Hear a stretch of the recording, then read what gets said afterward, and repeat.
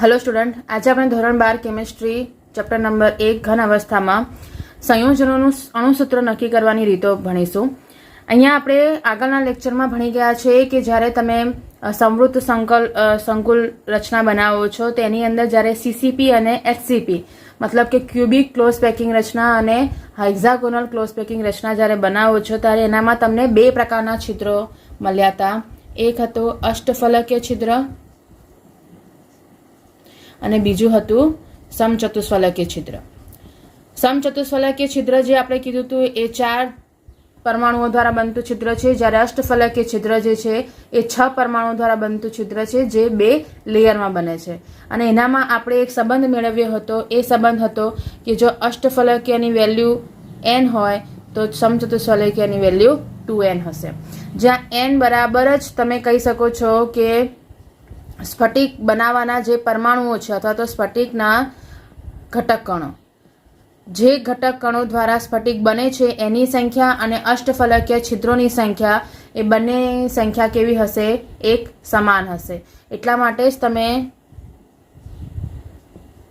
સમચતુષ્ફલકીય છિદ્ર અને અષ્ટફલકીય છિદ્રનો સંબંધ મેળવી શકો છો। અહીંયા જ્યારે આયનીય ઘનમાં તમે વાત કરો છો તો એનામાં વધુ મોટા આયન હોય છે, એટલા માટે કે ઋણ આયન હોય, એ ઋણ આયન જે છે એ બહારની સાઈડ જ રહેશે એઝ અ પરમાણુ, જ્યારે નાના આયનો જે છે એટલે કે ધન આયન જે છે એ છિદ્રમાં સમાવી જાય। તો અહીંયા જ્યારે કોઈ પણ સ્ફટિકની વાત કરીએ તો આપણે 7 પ્રકારના સ્ફટિક પ્રણાલી ભણી ગયા। એનીમાં આયનીય ઘન, એને પહેલા આપણે ઘનના પ્રકાર પણ ભણ્યા, આયનીય ઘન, આણ્વીય ઘન, સહસંયોજક ઘન, ધાત્વીય ઘન। તો આપણી પાસે એ વસ્તુ તો છે કે ઘનમાં આવી રીતના છિદ્રો જોવા મળે છે, પણ આ છિદ્રોના કારણે જ્યારે પરમાણુની ગોઠવણી કરવામાં આવે ત્યારે એ પરમાણુઓ કેવી રીતે ગોઠવાયા હશે અને એના આધારે એ સંયોજન અથવા તો જે ઘન બન્યો છે એનું તમે અણુસૂત્ર શું લખી શકો એના વિશેની વાત હમણાં આપણે સમજીશું।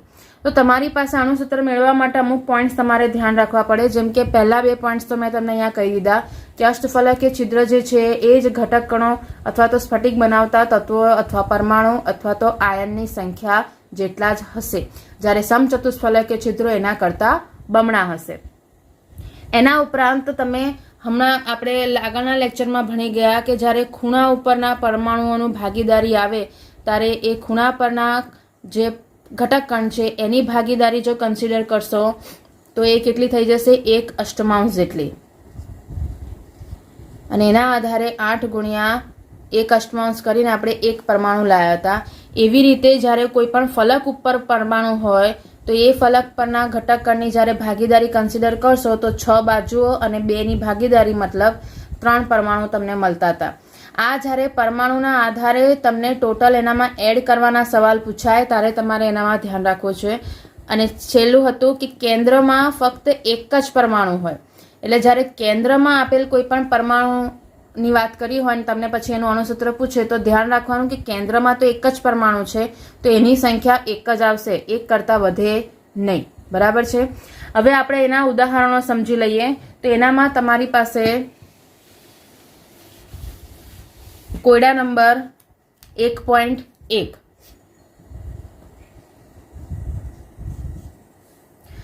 આ સંખ્યામાં આની અંદર તમને કહે છે કે એક સંયોજન 2 તત્વો x અને y નું બનેલું છે, એટલે કે સ્ફટિકની અંદર તત્વો જે છે x અને y છે, એમાં y તત્વ જે છે એ ઋણ આયનનું બનેલું છે।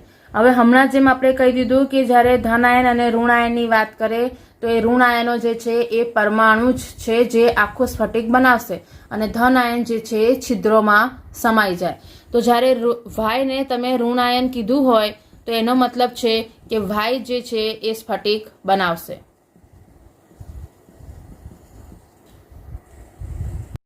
આ ઉપરાંત એવું કીધું છે કે y ઋણ આયન છે અને સીસીપી સ્ફટિક સીસીસી ક્લોઝ પેકિંગ રચના બનાવે છે, અને તત્વ x જે છે એ શું છે? ધનાયન છે, અને એ ધનાયન છે એ અષ્ટફલકીય છિદ્રો બનાવે છે। તો અષ્ટફલકીય છિદ્રો બનાવે નહીં, અષ્ટફલકીય છિદ્ર ભરી દે છે। એટલે અહીંયા જે તમને આયનીય ઘન આપ્યો એ આયનીય ઘનમાં તમારી પાસે x અને y પરમાણુઓ છે, એમાં y જે છે ઋણ આયન છે જે સીસીપી સ્ફટિક બનાવે છે, અને x જે છે એ ધન આયન છે જે અષ્ટફલકીય છિદ્ર ભરી દે છે। તો અહીંયા આપણે જાણીએ છીએ કે જે સ્ફટિક બનાવતા તત્વોની સંખ્યા છે એ જ અષ્ટફલકીય છિદ્રોની સંખ્યા થાય. તો તત્વો બરાબર અષ્ટફલકીય છિદ્ર. આના આધારે તમે લખી શકો છો કે x તત્વ છે y x માટે અણુસૂત્ર જે છે એ શું થઈ જશે? બંનેનું પ્રમાણ સરખું છે માટે અણુસૂત્ર થઈ જશે xy. આમ જ્યારે તમારે ધ્યાન રાખવાના બે જ કોન્સેપ્ટ છે જ્યારે અષ્ટફલકીય છિદ્ર અને સમચતુષ્ફલકીયની વાત આવે છે. તો સમચતુષ્ફલકીય છિદ્ર ડબલ છે અને અષ્ટફલકીય છિદ્ર અને તત્વોની સંખ્યા સરખી છે. તો તમારે એ રીતે એનામાં સંબંધ બેસાડવાના. બીજું ઉદાહરણ લઈએ જે છે કોયડા નંબર 1.2. આ જે છે એની અંદર તમને સંખ્યા કીધી છે કે તત્વ બી જે છે એ HCP સ્ફટિક રચે છે. એટલે જો હું તત્વની વાત કરું છું જે કોણ છે સ્ફટિક બનાવે. એક સંબંધ લખી કાઢીએ અહીંયા. તત્વ જે છે એના જેટલું જ કોનું પ્રમાણ કહેવાય? અષ્ટફલકીય છિદ્ર. જો હું જેમ લખું અથવા તો બરાબર લખું એને આપણે સેમ કન્સિડર કરીશું અને આના જ બરાબર સમચતુષ્ફલકીયની છિદ્ર સંખ્યા કેવી હશે? હંમેશા બમણી. એટલા માટે મેં મલ્ટીપ્લાય બાય 2 કર્યું છે. હવે જો તત્વ કોણ બનાવે છે તો અહીંયા તમને આપી દીધું છે કે તત્વ બી ના પરમાણુઓ HCP લેટિસ રચે છે અને તત્વ એ ના પરમાણુઓ એ સમચતુષ્ફલકીય છિદ્રના 2/3 જેટલા ભાગમાં છે. જેનો પણ ભાગ કીધો છે જે પણ છિદ્રનો એ છિદ્રની અંદર આપણે એનું પ્રમાણ લખીશું. આ શોર્ટ ટ્રીક બતાવું છું જેનો આન્સર તમે ઇઝીલી મેળવી શકો છો. તો તમને છિદ્ર કોણ બનાવે છે અને 2/3 જેટલો ભાગ કોણ રોકે છે? એ પરમાણુ. તો એ પરમાણુ જે છે કેટલો ભાગ રોકે છે? 2/3 જેટલો. આની સાથે મલ્ટીપ્લાય પણ 2 થશે. અષ્ટફલકીયની છિદ્રની સંખ્યા આ જ છે એટલા માટે તમે એને ડેશ પણ લખી શકો છો કારણ કે જે અષ્ટફલકીયની સંખ્યા છે એ જ બી પરમાણુ છે. હવે તમે અહીંયા જોઈ શકો છો તમારી રકમમાં તમને આટલી વસ્તુ કહી દીધી હતી કે 2/3 જેટલો સમચતુષ્ફલકીય છિદ્રનો ભાગ કોણ રોકે છે? એ પરમાણુ રોકે છે. તો એ અને બી દ્વારા રચાતા સંયોજન અથવા તો ઘનનું અણુસૂત્ર મેળવો. તો હવે તમે દેખી શકો છો તમને અહીંયા હું આ બરાબર લખું કે જેમ લખું વસ્તુ સેમ થઈ. તો આ બંનેને સરખાવીએ તો 3 જે છે એ શું થઈ જાય? લસા થઈ જાય. અને એના આધારે તમારી પાસે જ્યારે આ બંનેનું કમ્પેર થઈ રહ્યું છે તો તમારે આ રીતની વેલ્યુ થઈ. તો આ 3 ક્યાં જતો રહેશે? સામેની સાઈડ. આ બંને 4 જે છે 4 મલ્ટીપ્લાય થઈ ગયો એટલે આન્સર તમારો થઈ જશે 3b/4a. માટે અણુસૂત્ર જ્યારે લખવું હોય તે એ અણુસૂત્રમાં હવે તમારે આ જે વેલ્યુ આવી છે એ વેલ્યુ નીચે સફિક્સમાં લખી કાઢવાની. તો એ કેટલા છે? 4 અને બી કેટલા છે? 3. તો તમારો આન્સર થઈ ગયો A4B3. આ રીતે તમે સાદી સિમ્પલ રીતે તત્વ, અષ્ટફલકીય છિદ્ર અને સમચતુષ્ફલકીય છિદ્રોના તમને ઉદાહરણ આપ્યા હોય, અંદર સંખ્યા વેલ્યુઝ આપી દીધી હોય તો તમે આ રીતે એને સામાન્ય સીધી રીતથી ગણી શકો છો. બીજા એક્સ્ટ્રા દાખલા કરીએ એટલે થોડીક તમને આઈડિયા આવી જાય. એક્સ્ટ્રા દાખલો દેખીએ. તમને અહીંયા આપી છે રકમ. એક ઓક્સાઇડ સંયોજનમાં ઓક્સાઇડ આયનોની ક્લોઝ પેક રચના HCP છે. મતલબ HCP પ્રકારનો સ્ફટિક બને છે અને એનામાં જે તત્વ છે એ છે તમારું એક બી છે, એ છે અને O છે. કારણ કે ઓક્સાઇડ છે એટલે ઓક્સિજન તો હોવાનું. આની અંદર તમને એવું કીધું છે કે ચોથા ભાગમાં સમચતુષ્ફલકીય છિદ્રો ધાતુ બી ના આયનોથી ભરાયેલા છે અને ત્રીજા ભાગમાં અષ્ટફલકીય છિદ્રો ધાતુ એ ના આયનોથી ભરાયેલા છે. તો આપણે હમણાં જ જોયું એ પ્રમાણે કે મેં અહીંયા સૂત્ર લખી કાઢ્યું છે જેના આધારે તમે આનો જવાબ ગણી શકો છો. તો તત્વ તરીકે અહીંયા કોણ કન્સિડર કરીશું? જો અષ્ટફલકીય છિદ્રોની સંખ્યા અને તત્વની સંખ્યા સેમ જ આવે છે એટલે અહીંયા તમારી પાસે જ્યારે તત્વ તમે કન્સિડર કરો છો તો એ તત્વમાં બાકી કોણ રહ્યું છે? જ્યારે અષ્ટફલકીય છિદ્ર અને સમચતુષ્ફલકીય છિદ્ર માટે તમને પર્ટિક્યુલર ધાતુઓના નામ આપ્યા છે એટલે મીન્સ આયનના નામ આપ્યા. જેમ કે ચોથા ભાગમાં બી ધાતુ છે તો બી ગુણ્યા 1/4 બરાબર ચોથો ભાગ એટલે 1/4. એવી જ રીતે એ માટે પણ તમને આપી દીધું છે કે ત્રીજા ભાગના અષ્ટફલકીય છિદ્રો કોણ ભરે છે? એ પરમાણુ ભરે છે. અને બાકી જે તત્વ બાકી રહ્યું એ કોણ રહ્યું? ઓક્સિજન. ઓક્સિજન એટલા માટે કારણ કે ઓક્સાઇડ છે એટલા માટે ઓક્સિજન તો આવવાનું, પણ આ ઓક્સિજન સિવાય બાકીના કયા તત્વો રહ્યા? તો કે એ અને બી. એ અને બી ક્યાં હતા? તો કે છિદ્રો ભરવામાં વપરાયા. અષ્ટફલકીય છિદ્ર એ ભર્યું અને સમચતુષ્ફલકીય છિદ્ર બી એ ભર્યું. હવે જ્યારે આને આપણે સાદું રૂપ આપીશું તો તમને અહીંયા દેખાય છે કે આ બે ભાગાકારમાં ઉડી જશે, વસ્તુ આવી રીતની થઈ જશે. આનો લસા જ્યારે લેશો તો લસા કેટલો થઈ ગયો? 6, કારણ કે નીચે 3 છે ને અહીંયા 2 છે એટલે લસા 6 થયો. તો એ 6 લસાનો તમે ઉપયોગ કરશો તો 6 આની જોડે મલ્ટીપ્લાય થાય તો 6O, અહીંયા 3 છે એટલા માટે 2 જ મલ્ટીપ્લાય થાય તો 2A, અહીંયા 2 છે તો 3 મલ્ટીપ્લાય થશે એટલે થઈ જશે 3B. તો આના આધારે તમારું અણુસૂત્ર જે છે એ શું બનશે? તો જે સફિક્સમાં લખી કાઢીએ તો પહેલાં A થી શરૂઆત કરીએ, A2B3O6. બરાબર છે. આવી રીતના સવાલ જે છે એ તમને MCQમાં એક્ઝામમાં પૂછાઈ શકે છે, જેની અંદર તમને આવી રીતના અણુસૂત્ર બનાવીને આપી દીધા હોય ને તમારે એનો આન્સર મેળવવાનો હોય કે સાચો આન્સર આમાંથી શું છે તો એ આપણને ખબર હોવી જોઈએ. હજુ બીજો એક એક્સ્ટ્રા દાખલો દેખી લઈએ કે જેનામાં તમને આઈડિયા આવી જાય કે જ્યારે ઘનના ખૂણાઓ ઉપર તમને કોઈ પરમાણુ ગોઠવાયેલા હોય તો એ કેવી રીતે તમે એને ગણી શકો છો એની વાત કરીએ. નેક્સ્ટ એક ઉદાહરણ લઈએ. એક્સ્ટ્રા દાખલો છે જેનામાં તમે સંખ્યા આપી છે કે એક સંયોજનમાં તત્વ x, y અને z છે. x તત્વ જે છે સમઘનના ખૂણા ઉપર છે અને y ફલક પર રહેલો પરમાણુ છે. તો સૌથી પહેલા જે પોઈન્ટ આપણને મળ્યું છે એ કે ખૂણા ઉપર જે તત્વ રહેલું છે એ કોણ છે? x. બરાબર છે, એ ખૂણા ઉપર છે. જ્યારે y ફલક પર રહેલો પરમાણુ છે.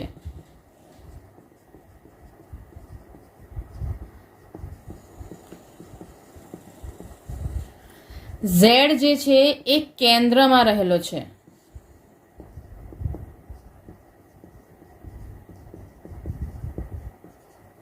હવે આનામાં તમારે એનું અણુસૂત્ર મેળવવાનું છે. તો આપણે પહેલા ભણ્યા એ મને હમણાં પણ આપણે હિન્ટ લીધી કે ખૂણા ઉપર રહેલ તત્વ હોય તેની ભાગીદારી તમારે કન્સિડર કરવી પડે. 8 ખૂણાઓ અને એની ભાગીદારી છે 1 અષ્ટમાંશ અને એના આધારે x ની વેલ્યુ કેટલી થઈ જશે? 1. એવી જ રીતે ફલકની ભાગીદારી પણ તમારે કન્સિડર કરવી પડે. તો ફલક તમારી પાસે છે 6 અને એની ભાગીદારી છે 1/3. તો જવાબ તમારો થઈ જશે 3y. અને કેન્દ્રમાં રહેલ તત્વ હંમેશા સિંગલ જ હોય એટલા માટે એની વેલ્યુ હંમેશા 1 જ રહેશે એટલે z નો z રહે. તો હવે તમે જોઈ શકો છો આના આધારે એનું અણુસૂત્ર શું બની ગયું? તો એ બન્યું છે xy3z. બરાબર છે. સિમ્પલ સો દાખલો છે. ખાલી વસ્તુ સમજવાની છે કે તમારે એને ક્યાં મૂકવાનું આવશે. એના માટે તમને સંબંધ ખબર હોવા જોઈએ કે ખૂણા ઉપર રહેલ તત્વ હોય તો એનું શું થાય, ફલક કેન્દ્રિત પર હોય તો એનું શું થાય, કેન્દ્રમાં હોય તો એનું શું થાય, અને એવી રીતે તમે એનો આન્સર કરી શકો છો. હવે આપણે આગળ વાત કરીશું એ છે સંકુલન ક્ષમતા. સંકુલન ક્ષમતાની વાત કરીએ તો આપણે હમણાં સુધી એવું ભણ્યા છે, પહેલા તો આને સમજીએ કે આ શું છે. તો હમણાં સુધી આપણે એવું ભણ્યા કે પરમાણુઓ ભેગા થઈને એક સ્ફટિક બનાવે છે, પણ જ્યારે આ પરમાણુઓ ભેગા થાય છે ત્યારે એનામાં સમચતુષ્ફલકીય છિદ્ર અને અષ્ટફલકીય છિદ્ર જેવા છિદ્રો હંમેશા ત્યાં હાજર જોવા મળશે. આ છિદ્રોની હાજરીના કારણે કોઈને કોઈ સ્ફટિકમાં મુક્ત અવકાશ તમને મળવાનો છે. તો અહીંયા સંકુલન ક્ષમતા જે છે એ દર્શાવે છે કે આ અવકાશમાં કેટલો અથવા તો જે અણુઓ બાકી રહ્યા છે, જે છિદ્ર સિવાયના અણુઓ જે ગોઠવાય છે એ અણુઓ દ્વારા ભરાયેલા કુલ અવકાશની વાત જે છે એ સંકુલન ક્ષમતા દ્વારા કરી શકાય છે. સંકુલન ક્ષમતા દર્શાવે છે કે કેટલો ભાગ રોકાયેલો છે અને જેના આધારે તમે એની સ્ટ્રોંગનેસ નક્કી કરી શકો છો. તો સૌથી પહેલા આપણે શરૂઆત કરીશું સાદા સમઘનીય લેટીસમાં. આપણે 3 પ્રકારના લેટીસમાં તમને સંકુલન ક્ષમતા ભણવાની છે. તો શરૂઆત કરીએ સાદા સમઘનીય લેટીસમાં. આની અંદર તમારે સૌથી પહેલા તો વસ્તુ પોઈન્ટ્સ જે યાદ રાખવાના છે એ છે કે અહીંયા પરમાણુ અથવા તો જે આયનો છે અથવા તો આપણે એને સાદું સિમ્પલ લઈ લઈએ કે ઘટક કણ છે એ ખૂણા ઉપર જ ગોઠવાયેલા છે અને એના આધારે જ્યારે એનું આપણે આકૃતિ ડ્રો કરીશું તો એનામાં તમારે પરમાણુઓના સ્થાન જે છે એ ક્યાં બતાવવાના છે? ફક્ત અને ફક્ત ખૂણા ઉપર બતાવવાના છે. અને એ ખૂણા ઉપર બતાવીએ તો એ કંઈક આવી રીતે થશે. અહીંયા આ જે વેલ્યુ તમને આપી છે આ કેન્દ્રની એની ત્રિજ્યા થઈ ગઈ બંને પરમાણુઓની, બંને જે ગોળાકાર વર્તુળાકાર અણુ લીધો છે એ બંનેની ત્રિજ્યા આપી છે. જ્યારે કોઈ પણ ઘનની તમારે સંકુલન ક્ષમતા શોધવાની આવશે તો વસ્તુ યાદ રાખવાની કે જ્યારે તમે એક ઘન પદાર્થ લો છો, જેને આપણું એકમ કોષ આવી રીતે ચોરસના સંદર્ભમાં બતાવીએ છીએ, તો આનામાં બધી જે ધાર છે એ ધારની જે લંબાઈ છે એ આપણે ધારી લેવાની છે અને એની વેલ્યુ છે એ, જે એક સમાન રહેશે. એટલે આ એ છે, આ એ છે, આ બધી જ જે ધાર થાય છે એ બધી જ તમારી શું છે એ છે. આના આધારે તમે અહીંયા જોઈ શકો છો કે જ્યારે મેં આ બે પરમાણુઓની ત્રિજ્યા અહીંયા ડ્રો કરી તો મારી પાસે કઈ આ રીતની રચના થઈ કે બે પરમાણુઓ છે, એ બંને પરમાણુઓ બે અલગ અલગ ખૂણાઓ પર ગોઠવાયેલા છે પાસેના, અને એમની આધારે એમની જે આરની વેલ્યુ એટલે કે જે એમની ત્રિજ્યા મળી એ જ શું બની જાય છે, એક ધારની લંબાઈ બને છે. અને એના જ આધારે તમે જોઈ શકો છો કે આ ચોરસની એક બાજુ બની છે. એટલા માટે જ્યારે તમે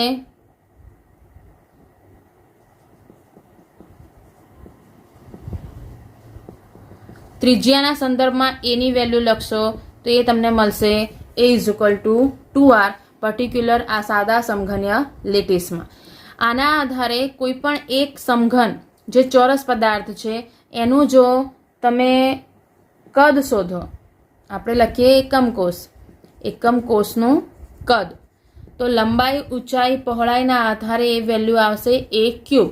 તો a³ વેલ્યુ છે 2r અને આન્સર તમારો થઈ જશે 8r³. હવે આ તો થયું કે જે પરમાણુઓ તમારા હાજર છે એની વાત કરીએ, પણ જો આ પરમાણુઓને હું અવકાશમાં મૂકું છું, આ એક પરમાણુને હું અવકાશમાં મૂકું તો એ કેટલું કદ રોકશે, તો રોકાયેલ અવકાશીય કદ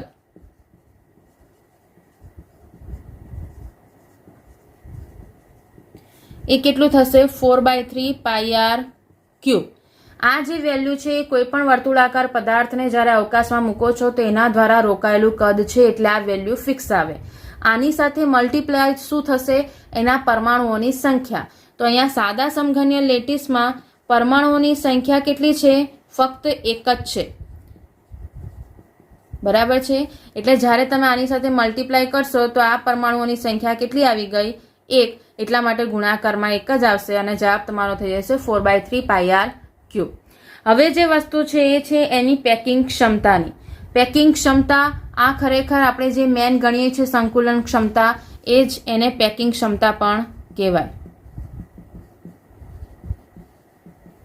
પેકિંગ ક્ષમતા શોધવા માટેનું સૂત્ર છે, એની અંદર તમને આપી દીધું છે કે એકમ કોષમાં ગોળાઓ દ્વારા રોકાયેલું કદ ગુણ્યા 100 ભાગ્યા એકમ કોષનું કુલ કદ. આની અંદર આપણે કન્સિડર કરીશું સૌથી પહેલા જે છે, આને હું સાદી ભાષામાં પણ આપણે લખી શકીશું જે આપણને સમજ પડી જાય અથવા તો તમે યાદ રાખી શકો છો. એના આધારે જો લઈએ તો એ છે રોકાયેલ અવકાશીય કદ. એટલે ઉપર પહેલા અવકાશીય કદ લખવાનું અને પછી નીચે લખવાનું એકમ કોષનું કુલ કદ ગુણ્યા 100, બરાબર.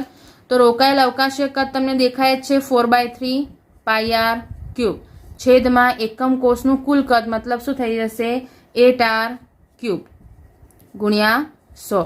તો તમે દેખી શકો છો r³ બંને જતા રહ્યા. પાઈની કિંમત તમે મૂકી શકો છો 3.14 અને એના આધારે જ્યારે એની વેલ્યુ ગણશો તો સૌથી સિમ્પલમાં સિમ્પલ સાદો ઘન જે મળ્યો છે એની જે સંકુલન ક્ષમતાની વેલ્યુ જે તમને મળશે એ વેલ્યુ મળશે 52.4%. પર્સન્ટેજ ફાઇન્ડ કરવાના છે એટલા માટે આપણે એને મલ્ટીપ્લાય કર્યું હતું 100.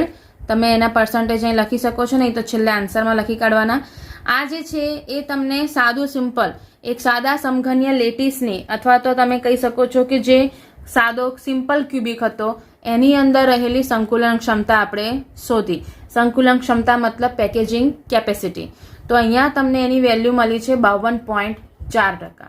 આવી રીતે આપણે બીજા એક અંતઃકેન્દ્રિત અને ફલક કેન્દ્રિત અથવા તો HCP અને CCP માટે પણ સંકુલન ક્ષમતા શોધી. તો સેકન્ડ છે તમારી પાસે એ છે અંતઃકેન્દ્રિત. અંતઃકેન્દ્રિત એકમ કોષ લઈએ તો તમને યાદ આવી જવું જોઈએ કે એનામાં પરમાણુઓ ક્યાં ગોઠવાયેલા હશે. અંતઃકેન્દ્રિત લઈએ તો એનામાં પરમાણુઓ ખૂણા ઉપર તો હોય છે, તથા એક પરમાણુ જે છે એ ક્યાં હોય છે? કેન્દ્રમાં. બરાબર. તો જ્યારે તમે આની રચના ડ્રો કરશો તો તમને એનામાં ધ્યાન રાખવાનું છે, આ આકૃતિઓ તમારે એક્ઝામમાં પણ દોરવાની થાય જ્યારે આ સવાલ પૂછાય છે ત્યારે, કારણ કે તમારે એના આધારે જ એને રિપ્રેઝેન્ટ કરવાનું છે કે અણુઓમાં કેવી રીતે આ ગોઠવણી થશે. હવે આની અંદર જ્યારે તમે એનામાં કન્સિડર કરશો તો એ કેવી રીતની રચના થાય છે એ આપણે જોઈએ.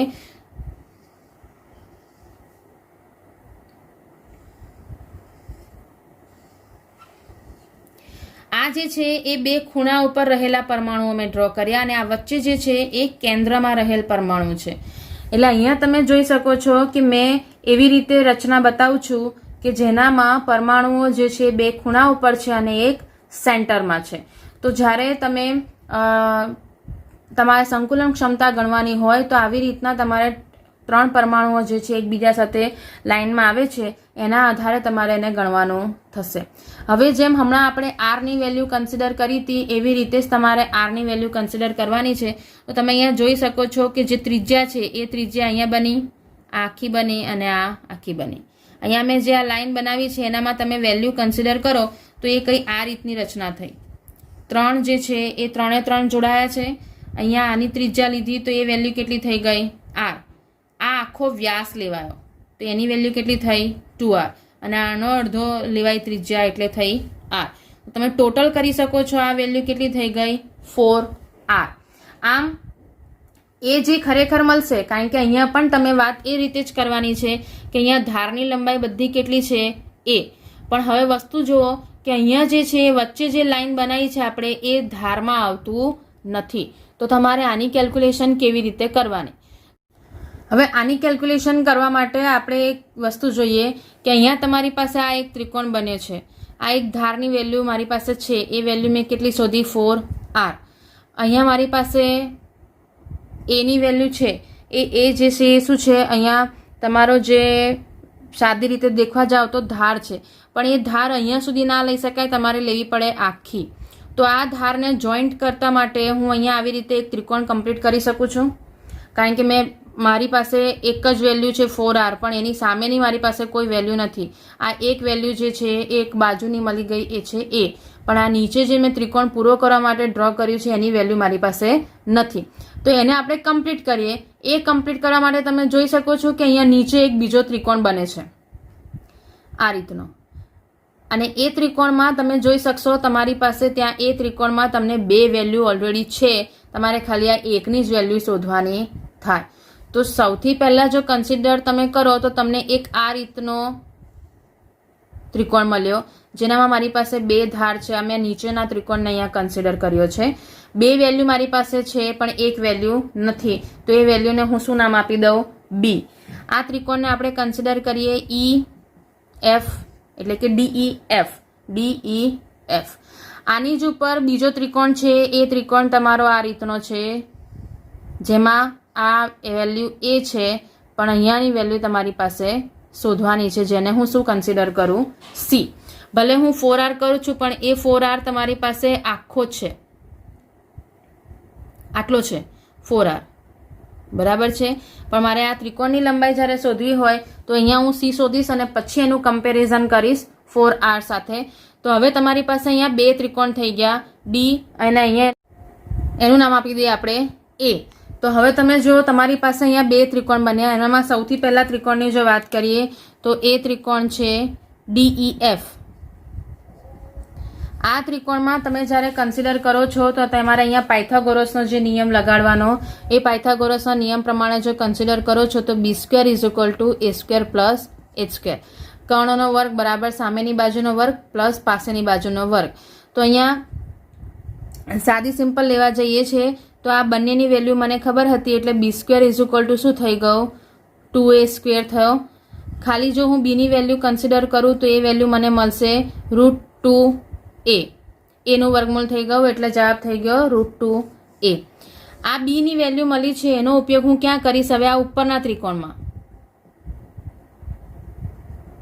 અને એનામાં મારી પાસે બીની વેલ્યુ છે, મને અહીંયા એની વેલ્યુ મળી છે, પણ અહીંયા સીની વેલ્યુ મારી પાસે નથી. તો અહીંયા પણ વિકર્ણ તરીકે કોણ લઈશું? ત્રિકોણ ADF માં તમે એનામાં AFD પણ લખી શકો છો, કોઈ પણ રીતે ત્રિકોણનું નામ આપી શકો છો. વસ્તુ ખાલી ધ્યાન રાખવાની છે કે કર્ણ તરીકે કોને લેવાનો છે? C ને. તો એનામાં તમે ડાયરેક્ટ પણ લખી શકો અથવા તો AF² = DF² પ્લસ AD², એવી રીતે જેમ અહીંયા પણ આપણે લખી શકતા હતા કે અહીંયા તમારે જો લખવું હોય તો EF² પ્લસ ED² = DF². આ વેલ્યુમાં જ્યારે લઈએ તો C² = DF એટલે શું થઈ ગયું? આ B² AD એટલે A². સોરી, બીની કિંમત મારી પાસે છે અહીંયા, એ વેલ્યુ છે 2A² = H². તો C² = શું થઈ ગયું? 3A². બરાબર છે. આની અંદર આના આધારે જ્યારે C = કન્સિડર કરીએ તો મને શું વેલ્યુ મળી જશે? √3A. આ જે વેલ્યુ મળી છે એ √3A જે મળ્યો એ મને કોની કિંમત મળી છે? C ની. અહીંયા C બરાબર શું લીધો છે તમે કન્સિડર કરી શકો છો કે આ C = 4R લખી શકાય, કારણ કે C જે છે એ જ વિકર્ણ બન્યો છે, અંતઃકર્ણ બન્યો છે, આ જે છે વચ્ચેની જે લાઈન થઈ હતી એ, અને એના જ બરાબર તમને શું મળી જશે? 4R. તો આ એક સંબંધ તમને મળ્યો કે જ્યાં C ની વેલ્યુના આધારે તમને કિંમત મળી ગઈ 4R. હવે આ જ 4R જે છે એ 4R ને તમે હજુ શું કન્સિડર કરી શકો છો, શું કહી શકીએ છીએ? તો એ આપણે જો જોઈએ,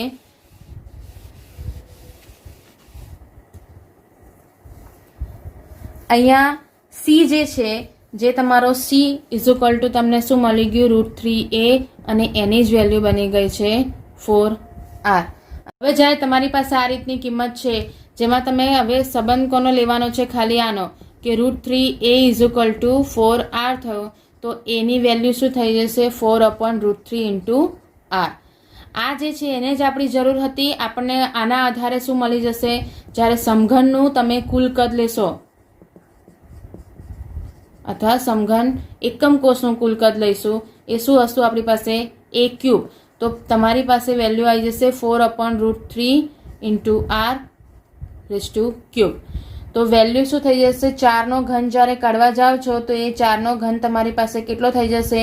64 R³, અને 3 × √3. √3નો ઘન કરવો હોય તો √3 × √3 × √3, 3 વાર ગુણાકારમાં લઈ લીધું. 2 √3 વેલ્યુ થઈ જાય 3, અને આ એક બાકી રહે એટલે જવાબ શું થઈ જશે? 3√3. આ તમને મળી ગયો A³, અથવા તો તમે કહી શકો છો કુલ કદ. હવે જ્યારે અંતઃકેન્દ્રિત માટે લઈશું તો પરમાણુઓની સંખ્યા આપણને ખબર છે અંતઃકેન્દ્રિત માટે કેટલી આવી જશે? એ વેલ્યુ થશે 2. અને આના જ માટે કે રોકાયેલ અવકાશનું કદ જ્યારે શોધીશું એ પણ કેટલું? 2 ગોળા માટે. તો તમે એવું લખી શકો છો કે 2 પરમાણુ માટે દ્વારા રોકાયેલ અવકાશનું કદ. તો તમારે શું કરવાનું? 2 વડે મલ્ટીપ્લાય કરી દેવાનું છે, જે ફિક્સ કિંમત છે 4/3πr³ ને. અને આના આધારે તમને 2 વેલ્યુઝ મળી ગઈ, A³ અને રોકાયેલ કદ. તો આ બંનેનો હવે આપણે શું કરીશું? ભાગાકાર કરી નાખીએ, કારણ કે જે પેકિંગ ક્ષમતા મારે શોધવાની છે એ પેકિંગ ક્ષમતાના સૂત્રના આધારે મારી પાસે રકમ આવી જશે. સૌથી પહેલા રોકાયેલ અવકાશનું કદ ગુણ્યા 100 એકમ કોષનું કુલ કદ. રોકાયેલ કદ કેટલું હતું? 4/3πr³ ગુણ્યા 100 64R³/3√3. આ જતા રહ્યા. કિંમતનું સાદુરૂપ જ્યારે તમારે આપવું હોય તો તમે આ રીતે આપી શકો છો. તમને એક બતાવી દઉં, નીચે પાઈ ગુણ્યા 64, અહીંયા થઈ જશે 3√3. બરાબર છે. બધાની કિંમત જ્યારે મૂકશો તો એના આધારે તમારી પાસે એનો જવાબ જે આવી જશે છેલ્લો એ આવશે 68%. આનામાં તમે ડાયરેક્ટ એનો આન્સર પણ યાદ રાખી શકો છો અને ઇઝીલી એને ગણી શકો છો. હવે આપણે લઈ લઈએ ત્રીજો સ્ફટિક, જેની આપણે પેકિંગ ક્ષમતા ગણીશું. નેક્સ્ટ આપણે લઈએ એ છે HCP અને CCPમાં સંકલન ક્ષમતા. HCP એટલે હેક્ઝાગોનલ ક્લોઝ પેકિંગ અને CCP મતલબ ક્યુબિક ક્લોઝ પેકિંગ. આનામાં જ તમે એને બીજા ઉદાહરણથી પણ સમજી શકો છો. એ છે ફલક કેન્દ્રિત એકમ કોષ, કારણ કે અહીંયા જે સંઘનીય સંવૃત સંકલન બનશે એ ફલક કેન્દ્રિતના આધારે બનશે. અને ફલક કેન્દ્રિતના કોન્સેપ્ટમાં આપણને એ વસ્તુ ધ્યાન છે કે અહીંયા ખૂણા પર પરમાણુ હોય છે. એના સિવાય ફલકના કેન્દ્રમાં પણ તમને પરમાણુ મળશે. અને એના આધારે જ્યારે તમે એની આકૃતિ ડ્રો કરશો ત્યારે એ આકૃતિમાં તમારે બતાવવાના છે પરમાણુ ક્યાં, ફલકમાં.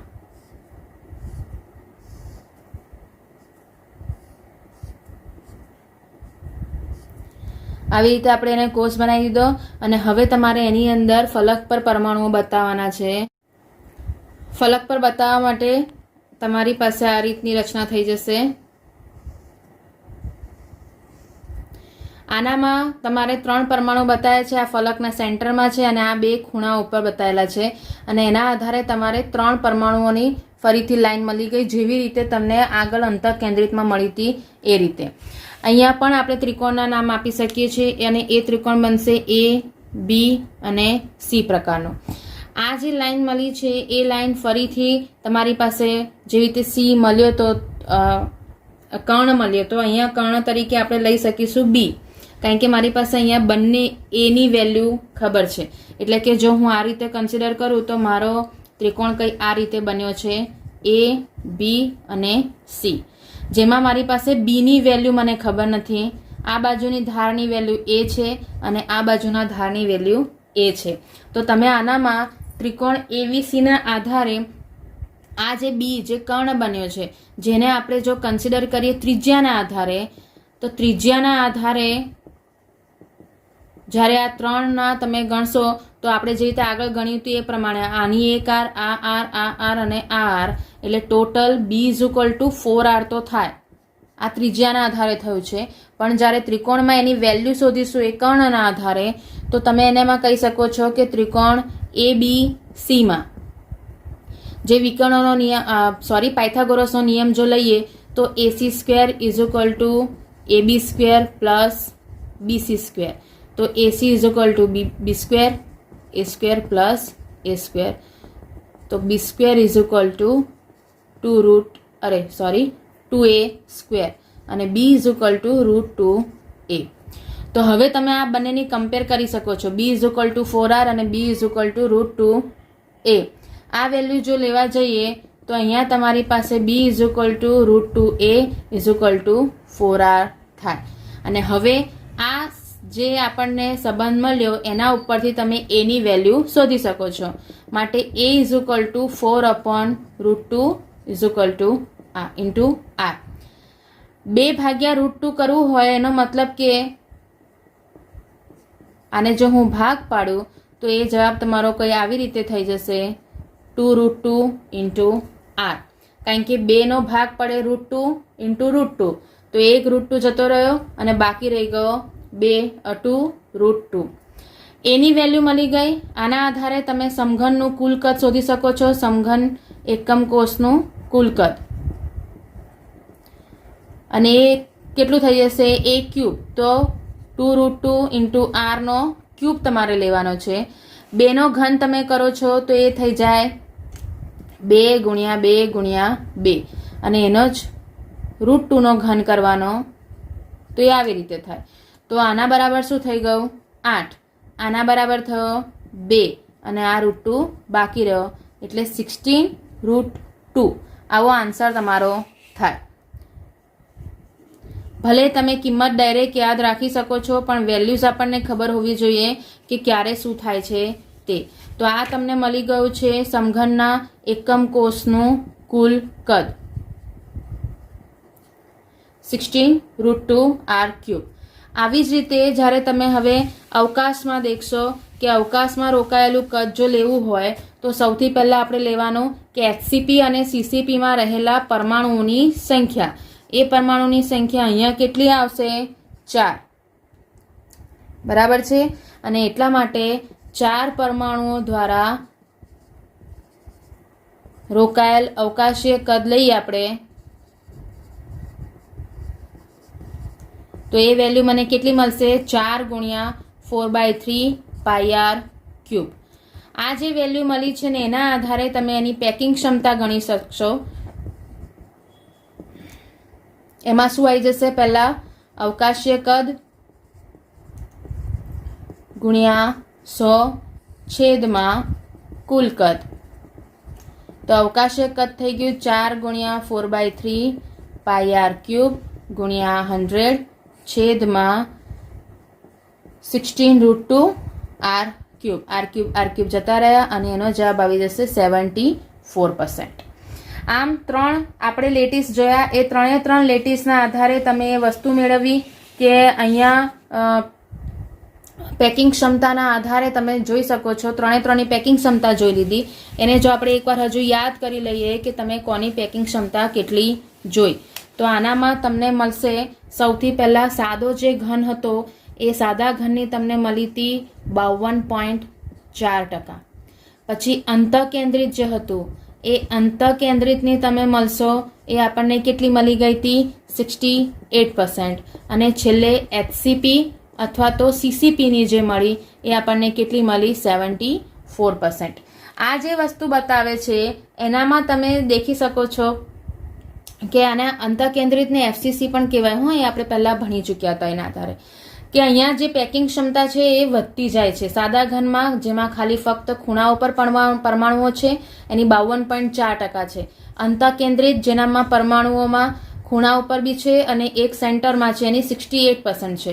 અને એચસીપી અને સીસીપી જેનામાં પરમાણુઓ જે છે ખૂણા ઉપર છે અને ફલક ઉપર છે એની સ્ટ્રોંગનેસ કેટલી થઈ? 74%. આના આધારે આનામાં આ જો તમે કહેવા જાઓ તો આ ભરાયેલો ભાગ થયો. કારણ કે આપણે કીધું સંકુલન ક્ષમતાનો મતલબ થાય છે કે એમાં કેટલો ભાગ ભરાયેલો છે તે. તો જ્યારે તમને ખાલી ભાગ પૂછે તો તમારે આની બાદબાકી કરી દેવાની. આની બાદબાકી કરવા જાઓ છો એનો મતલબ કે 100માંથી તમારે એને બાદ કરવાનો. 100માંથી 52.4 ને બાદ કરો છો તો એ વેલ્યુ કેટલી થઈ ગઈ? 47.6%. એવી રીતે જ્યારે આને તમે 100માંથી બાદ કરશો તો તમને પાસે કેટલા બાકી રહેશે? 32%. અને 74 ને બાદ કરશો તો તમારી પાસે બાકી રહેશે 26%. એટલે પેકિંગ ક્ષમતાના આધારે તમને ભરાયેલ ભાગ પણ મળી જાય છે અને ખાલી રહેલો ભાગ પણ મળી જશે. તો આના આધારે તમે જોઈ શકો છો કે ખાલી રહેલો ભાગ એટલે અવકાશનું પ્રમાણ એચસીપી અને સીસીપીમાં ખૂબ જ ઓછું છે. એટલા માટે સૌથી સ્ટ્રોંગ જો ઘન કન્સિડર કરવામાં આવે છે તો એચસીપી અને સીસીપી પ્રકારના ઘનને તમે કન્સિડર કરી શકો છો. આમ આપણે આજે પેકિંગ ક્ષમતાના આધારે સૌથી સ્ટ્રોંગ ઘન કોણ છે એની વિશે વાત કરી.